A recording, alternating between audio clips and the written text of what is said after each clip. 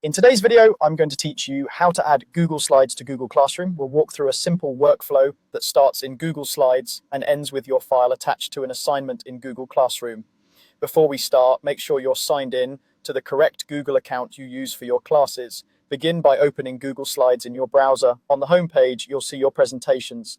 Click the recent presentation you want to share with your students so it opens fully. Give it a quick look to confirm everything is up to date, titles, images, and any notes. So what you upload is exactly what you want learners to see.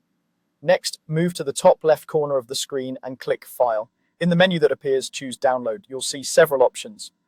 For this workflow, select either Microsoft PowerPoint or PDF. PowerPoint is best if your students might need to open or work with the slides in a desktop app, or if you want to preserve animations and transitions as much as possible. PDF is ideal if you want a static, read-only version that's lightweight and easy to open on any device. After choosing the format, your file will download to your computer. If you can, rename the file clearly, something like Unit 3 vocabulary slides, so it's easy to find in the next step.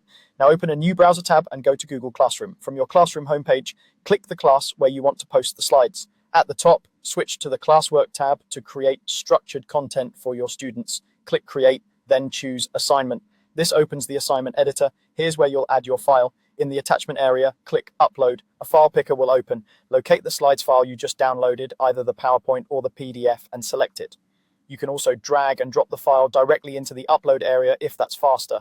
Wait for the upload to finish. Larger files with many images may take a moment. Once it appears as an attachment, click it to preview and confirm you grabbed the correct version. At this point, your slides file is attached to the assignment. Add any instructions or context your students need, and review the details to ensure everything looks right. When you're satisfied, you're ready to finalize the assignment as you normally do.